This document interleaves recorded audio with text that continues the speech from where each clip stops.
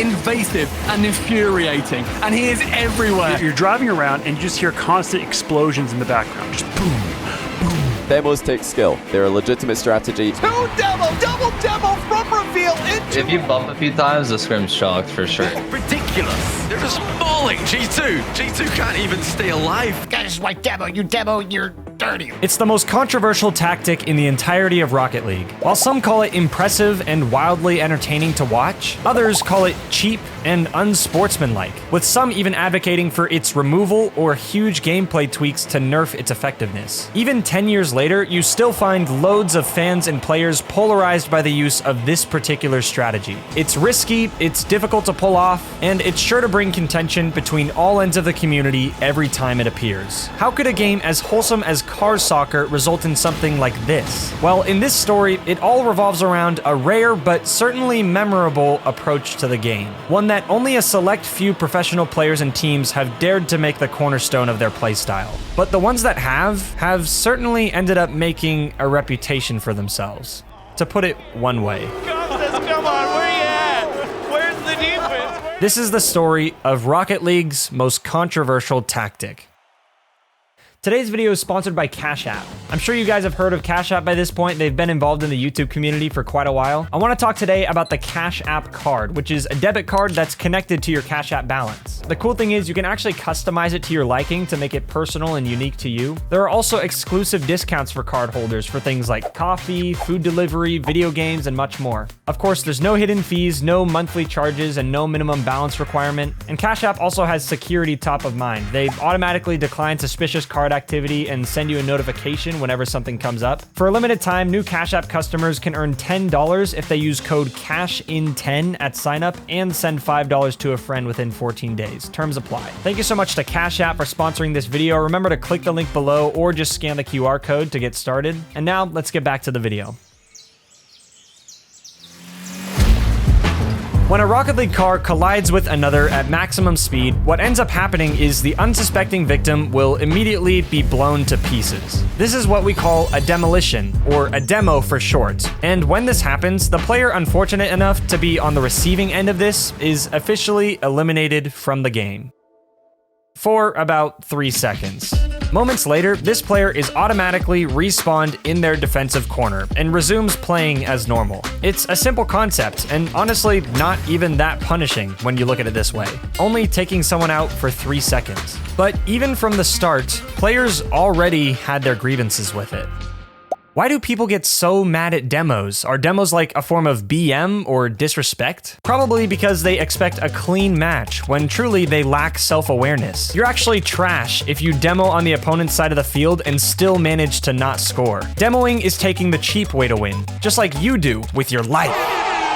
Why are demos so frowned upon? Because half of the player base is 8 years old, and the other half act like they are. Demo is cool. Just don't do it to me, you cringe demo nerd. Because a lot of people are sensitive crybabies and can't handle it. Ratting around the map going for demos the entire game, these people can, yeah. People are just mad because it's desperately only frowned upon by idiots. Then you are trash and you should uninstall. I hate you and I don't even know you. As you can see, the conversation around demos was already a heated one right from the get-go. Many people made comparisons to football, soccer, and how fouls work in real sports. Some took the extreme saying that demos should be highly nerfed or even removed from the game, while others just said go wild and use them however you want. After all, demos weren't really that common originally. The narrow requirements for a demo to take place, needing to have the proper speed and angle of contact, meant that they didn't actually happen all the time anyway. But as the years went on, season after season, demolitions weren't going away. They were only happening even more.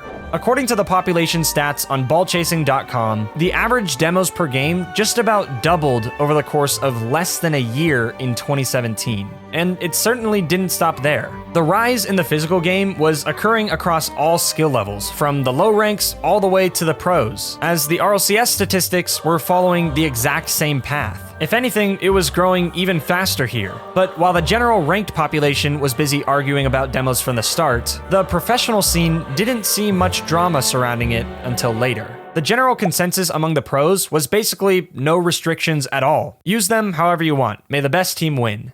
Back back and forth right now in the ball control game. Rizzo gonna look to see if he can get Gimmick. Just goes for the demolition. What a brilliant play from Rizzo. And pretty much everyone held that position up through 2018 as well. However, in 2019, the ever-increasing demo meta was tipping into a stage that changed a few people's opinions on it. Welcome to DreamHack Montreal, an off-season LAN tournament full of nearly all the best Rocket League teams in the world. While everyone had their eyes on teams such as NRG, G2, Vitality, Cloud9, it was actually none of these teams that would end up taking the trophy. Instead, it was stolen by a team of unproven rookies. A team that surprised the world with a playstyle that no one had seen before. Somebody has to get in front of him, stop him from getting an easy shot. Oh, well played actually by the Peeps, though. They have answered. 6 seconds now. They need something and they need it soon. Can Miss provide? Top corner. Throughout the tournament, a team known as the Peeps displayed a level of confidence, aggression, and emphasis on the physical game that we've never seen before. Seriously, this amount of bumping is what many Rocket League players would have considered to be crossing the line if done in a ranked match. But the Peeps were doing it as an actual competitive tactic. Demo from Retals left Dignitas all over the place. Series against GCR. It looked like it was all over because Alpha made that play. GCR came back. After taking down Mouse Sports, followed by the current world champions Renault Vitality, they found themselves in the grand finals against G2, who were already considered one of the most aggressive teams in the world. The Peeps, however, didn't care in the slightest. Yeah, probably wasn't the correct decision. There was somebody in a perfect spot to pass to. Didn't quite get it. Go the direction that it needed. They've got it! By himself. Lovely first touch, but still going for What's happening on our screen? It's ridiculous. They're just falling. G2, 2 players taken out of the game. Make it 3. G2 can't even stay alive. The biggest Cinderella story that we have ever seen. The Peeps have won DreamHack Montreal.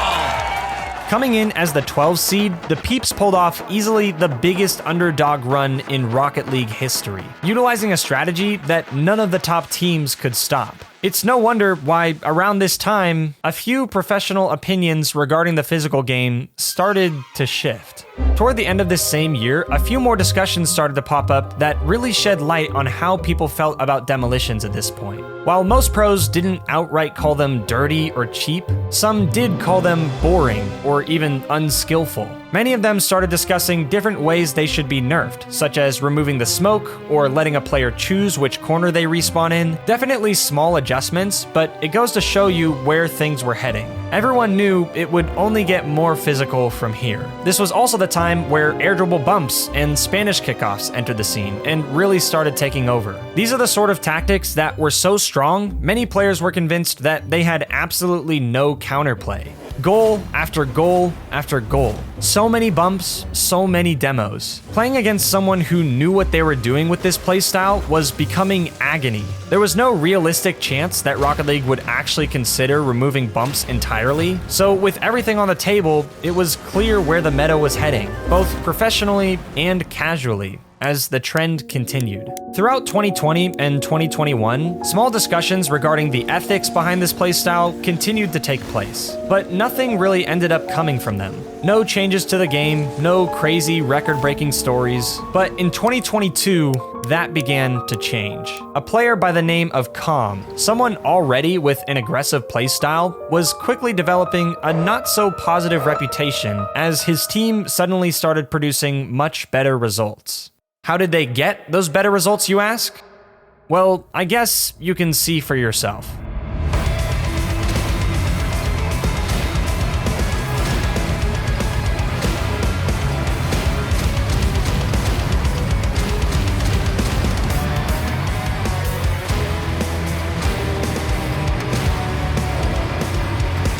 Comm adopted the playstyle of chasing around his opponents, causing havoc, and being an absolute menace. The way he disrupted his opponents made the former Peeps playstyle look polite by comparison. Not to mention, along with it, he also delivered the most brutal trash talk Pro Rocket League has ever seen. What's going on? He's laughing at him. The whole idea of the way Comm played was to get into the heads of the opponents. Needless to say, it was totally working, and to no one's surprise, it also made him one of the most controversial players in the scene. Beast mode towards net. Beast mode. Oh, what? Comm says, come on, where you at? Where's the defense? Where did they go? How do you get affected by the booing? Does it inspire you to keep going? I mean, honestly, I could barely hear it when I was on there. I don't think they're quite loud enough, to be honest. Seeing how well this was working for their results, Comm only elevated in aggression, which in turn also elevated the amount of physical play throughout the entire scene. Seeking missile there, Arsenal, double demo, and that's gonna do it, Daniel. Rocket League never used to look like this, but the demolition meta was in full swing, and some pros, especially the veterans, didn't take kindly to this new wave. Throughout the year, rumors began to spread through the community that certain professional teams would actually start trolling or abandoning scrimmages, as what seems like some sort of protest to the rising demo meta. Whenever you're scrimming against a team that's demoing too much for your liking, simply just leave the match, or start going for ridiculous demos yourself to have your point made. Apparently, that's what some of these teams were doing. Despite demos being a truly viable tactic by this point, NRG in particular came under fire for not taking it seriously. And this all came to light during a podcast near the start of the year. I love when I would demo Justin and he would troll the whole Holy screen. no, if you don't play squishy rules, you get demoed by Justin and squishy the entire Yeah, it's fine. He knows. If you bump a few times, the scrim's chalked for sure. Like it's... There was a recent one where we were literally just playing and 4 people died, like 2 double demos happened. And it was like two trades. And then I literally start getting chased by every NRG member. And I'm like, wait, what do we do? When this news hit the community, Rocket League fans took it personally and immediately rushed to take a side. Those who supported this new wave of physicality and those who had been hating on it all along. And it didn't calm things down when players like Comm continued to tweet nearly every month about the amount of teams trolling scrimmages. Likely all because of the demo meta. Things were surely getting rough behind the scenes, but it was hard to know who was to blame for all this since most of these tweets were so cryptic. But because of the initial podcast clip that kicked this whole thing off, NRG continued to be the main suspects, which ended up being a huge blow to their reputation. The team that used to be the face of North America now had a huge chunk of the region turning on them, only receiving support from their most loyal fans. Eventually though, all of this tension, repeated trolling of scrims, and controversy around the demo meta came together in one of the most extraordinary matches in Rocket League history. No longer behind closed doors, but now in the RLCS for everyone to see. On October 23rd, 2022, Comm and NRG finally crossed paths in the semifinals of the NA Fall Cup. With thousands of passionate fans watching on both sides of the drama, Comm took this opportunity to put an end to the discussion once and for all.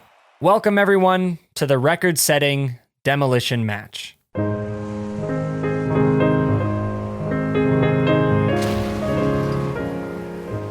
V1 are going on a tear against NRG. The demos are raining in. Comm is demoing more than anyone that you have seen. In the most beautifully poetic way possible, Comm, as perhaps the perfect representation of new Rocket League, unleashed demo after demo onto the most legendary players in North American history. The very team that would have allegedly abandoned or started trolling the match if this happened in a scrimmage. But instead, they were trapped and forced to endure the chaos and destruction that Comm and version 1 were putting them through. Comm isn't even playing the ball anymore. Chasing Justin down again. Comm's fueling the corner boost. He's ridiculous and horrifying. He is invasive and infuriating. And he is everywhere. And he is ruining the day of NRG. The Twitch chat was up in flames, full of angry fans who just couldn't stand what was happening on their screens. Nice first touch. Flip reset. Has Justin on the rebound. Comm takes Justin out. Another demo from Comm. He's going to try to get Garrett on respawn. I've truly never seen anything like this. From the gameplay to the reactions of the casters and the chat, it perfectly displays just how riled up the community of a toy car soccer game can actually get. Torment reminding everybody to watch out. The beast mode will drop it in right at 7 minutes. If you thought 20 demos in one match was crazy, how about 20 demos from a single player in a match? That's exactly what Comm did in this semifinal. The aftermath of this NRG catastrophe, spearheaded by Comm, was of course some not-so-friendly DMs that were sent Comm's way, which he tweeted about shortly after. It certainly speaks to how big of a statement he made about not only the drama surrounding their scrimmages, but also the new age Rocket League meta entirely, showing its effectiveness at the highest level. Anyone who claimed that it was just a form of trolling or that it wouldn't be effective if you go up a rank or two was immediately shut down by this event. This was a real argument that people used to make all the time, but after this moment, it no longer carried any weight behind it. Instead, the most common argument now against demos was the opposite, that it's actually too overpowered and abused too much, or rather that it's just lame and a boring way to win. One thing was for sure though, demos were extremely effective and a valid tactic that was here to stay. Although many players continued to advocate for some kind of nerf to make them less effective, it wouldn't be until 2 years later that a small adjustment would be made. Now, after a player is demolished, they would be able to see exactly where their car would respawn about a second in advance. So, we can see where we spawn, instantly spawn, grab the back left. This small change was absolutely loved by the community. Although it only lowered the value of Demolitions just slightly, it actually ended up making a difference in the World Championship that same year. Huge win, and there might not be anyone back of the respawn. So after so many years, demos did finally receive their nerf. Now, did this affect at all how much people actually went for demos? No, it didn't. A demo menace, another demo for Kofyr. He's bumping poor LJ after landing a demo. He's not even playing the game. Reveal gets the demo. To this day, demolition records are still being broken. The player who's raising the bar nowadays is a young pro named Kofyr, who currently this season has averaged over 4 demos per game on his own. For reference, the next closest in North America is Retals with 2.5. The physical game really just keeps on elevating. And even now, 10 years later, this playstyle is still riling up Rocket League fans everywhere. He beat 2 demos, double demo from reveal into a ground pitch. Guys, this is why demo, you're dirty. This has been the story of Rocket League's most controversial tactic. Thank you to all my YouTube members for the support, and thanks to all of you for watching.